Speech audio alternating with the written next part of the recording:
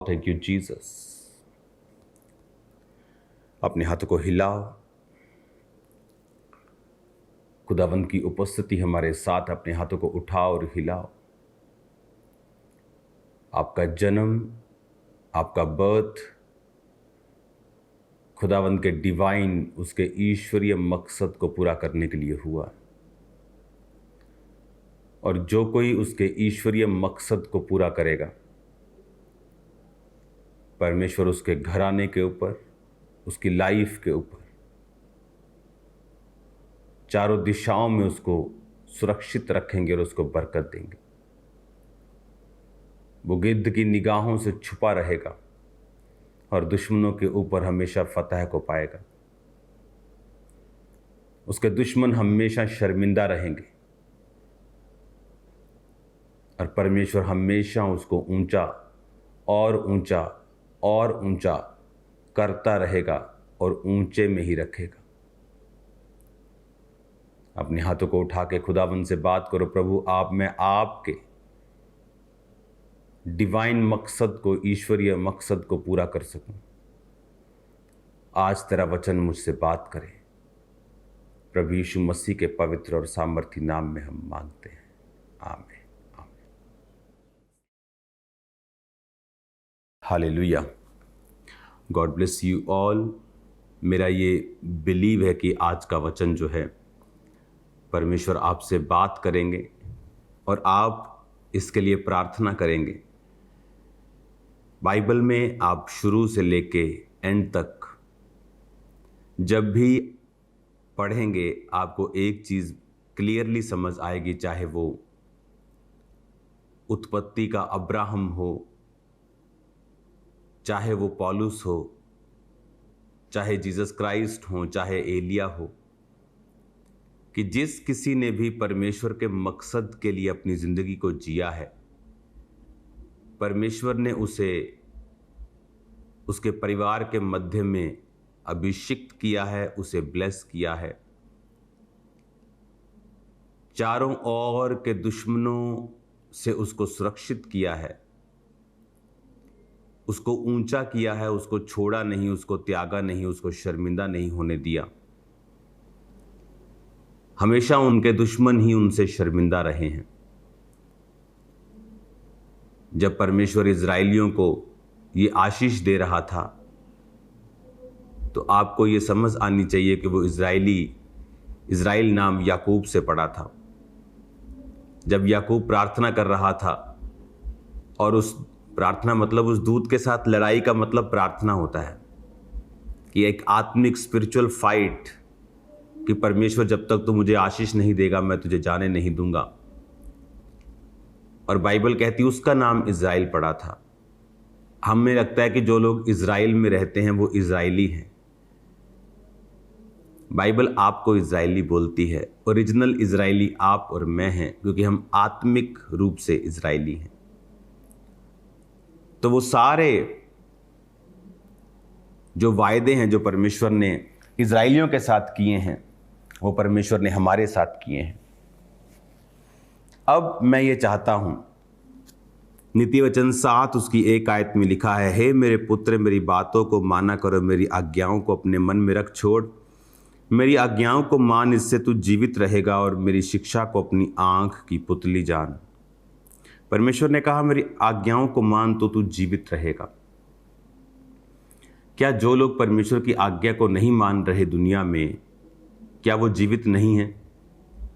वो भी जीवित हैं, लेकिन इसमें कौन से जीवन की बात की गई है? आज लोग मैरिड तो हैं, लेकिन नाम के मैरिड हैं। उनकी मैरिड लाइफ में कोई लाइफ नहीं है, उनके बिजनेस में कोई लाइफ नहीं है, उनकी सोल में कोई लाइफ नहीं है, कोई मकसद नहीं है, कोई जीवन नहीं है। वो जीवन जो परमेश्वर की ओर से है, वो जीवन जो शांति से भरा हुआ है, सुरक्षा से भरा हुआ है, सामर्थ्य से भरा हुआ है, जो फेक नहीं है, वो जीवन की बात परमेश्वर कर रहा है। अगर तू मेरी आज्ञाओं को मानेगा तो तू जीवित रहेगा। पूरी बाइबल में जो कोई व्यक्ति परमेश्वर के मकसद के लिए जिया है, परमेश्वर ने उसे आशीष दी है। आज से बहुत साल पहले जब मैं इस मिनिस्ट्री के लिए विज़न को चाहता था कि परमेश्वर अब मुझे विज़न दे, ये मिनिस्ट्री बहुत बढ़ चुकी थी तब, लेकिन इसका मतलब ये नहीं होता कि वो खुदा की आखिरी मर्जी है। उसके आगे क्या? उसके आगे जाने के लिए हमें परमेश्वर की स्पेशल प्रेजेंस में जाना पड़ता है, जहाँ हम अधिक से अधिक प्रार्थना करते हैं।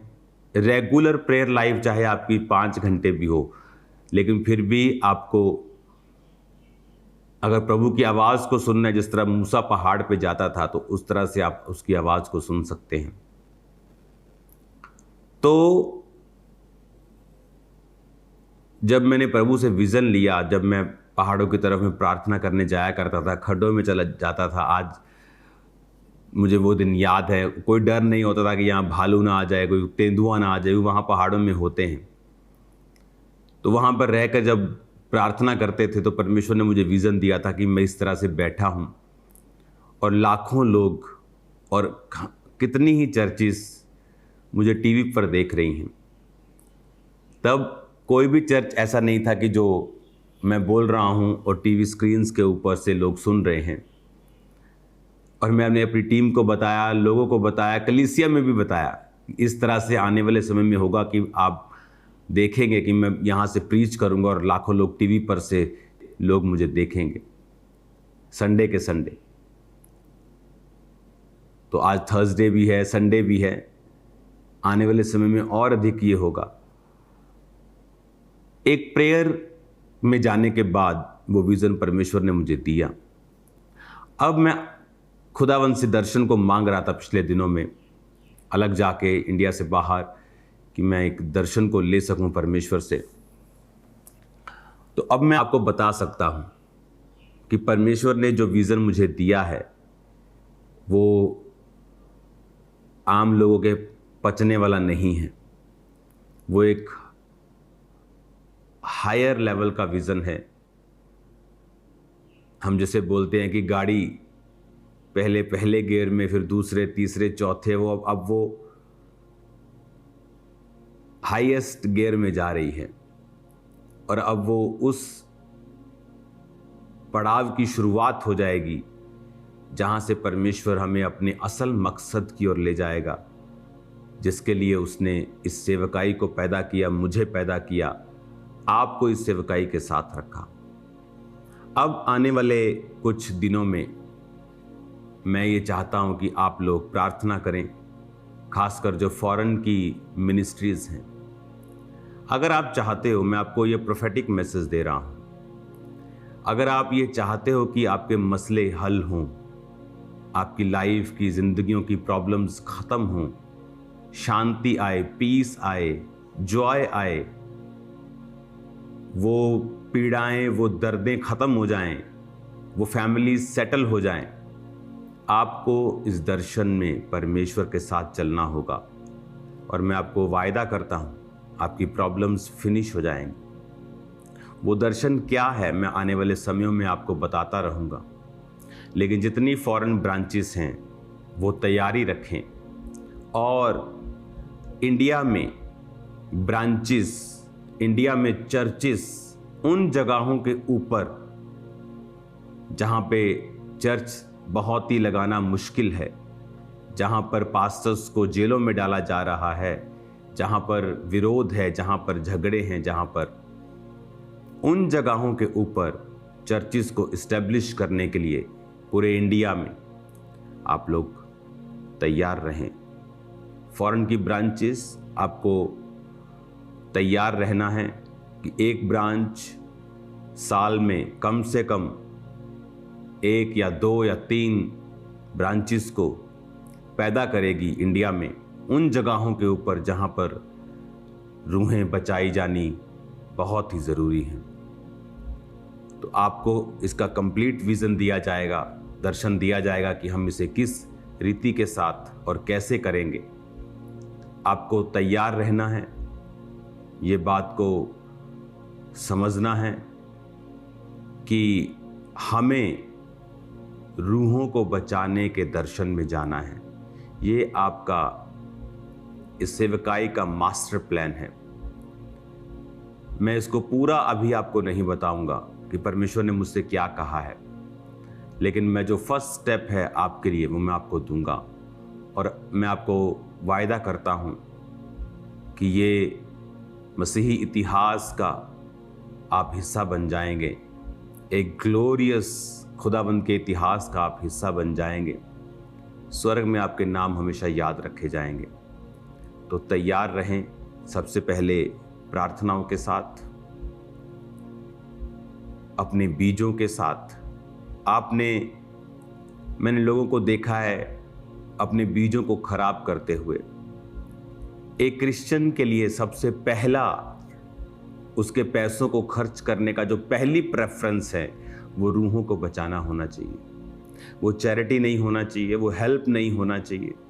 वो सब दुनिया कर रही है, अन्य जातियां भी कर रही हैं।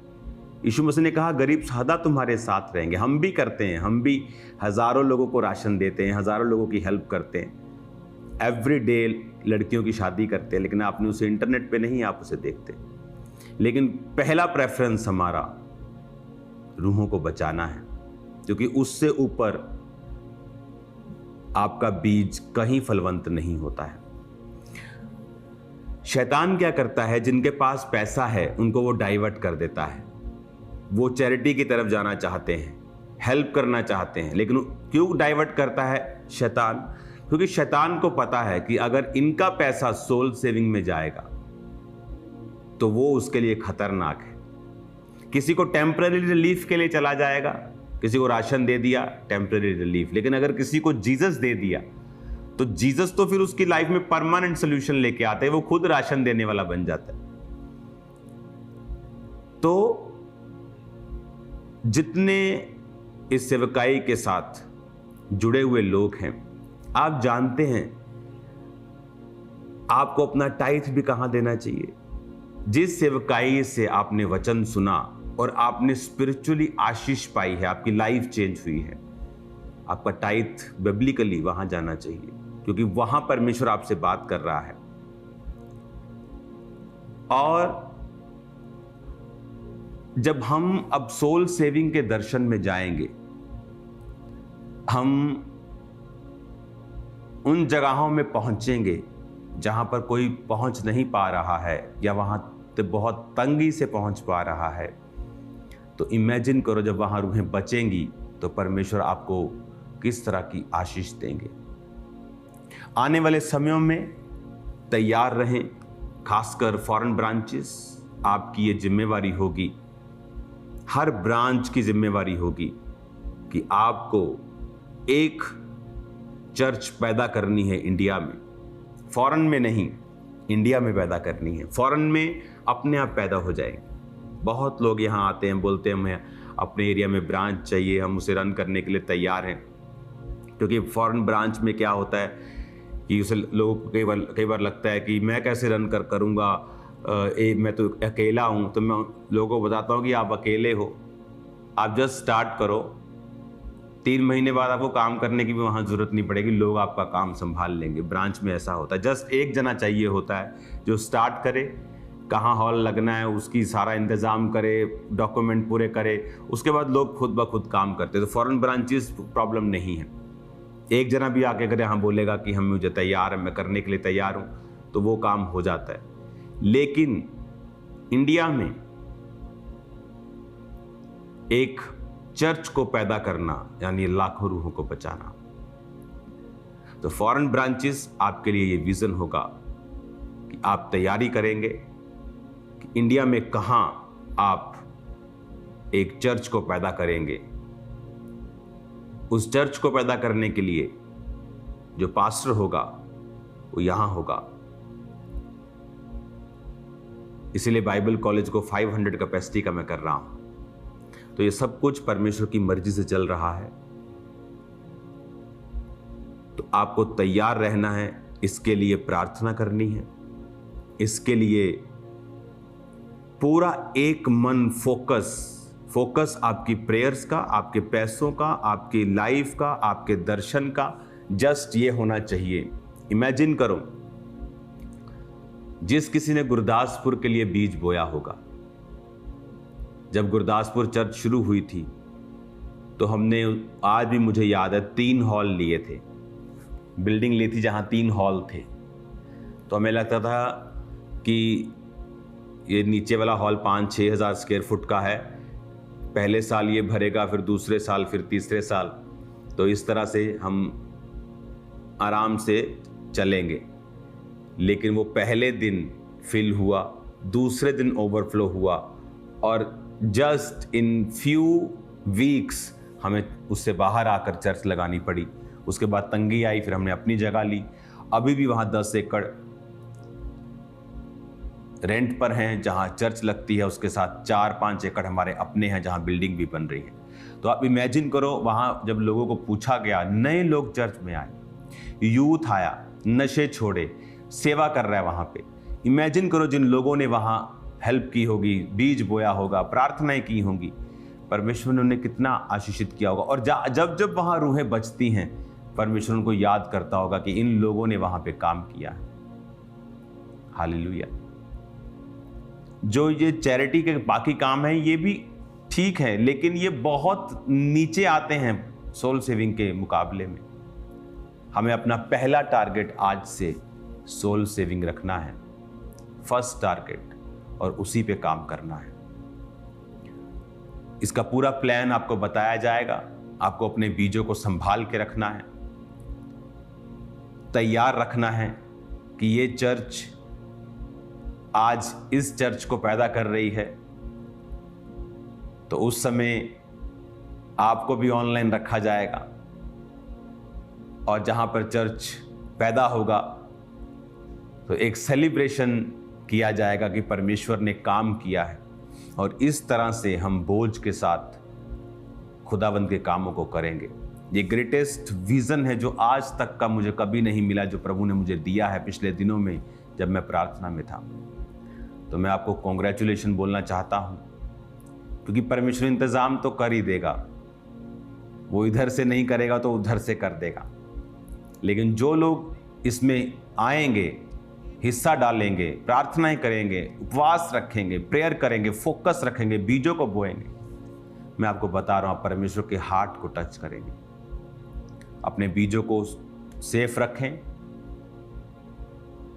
ऐसा बीजों को बोएं जो आपने पहले कभी नहीं बोया, सैक्रिफिशियल बड़े बीजों को, जो पेन करे, दर्द करे, जिसे रिकवर करने में समय लगे, और फिर तैयार रहें खुदावंद के बड़े कामों को देखने के लिए।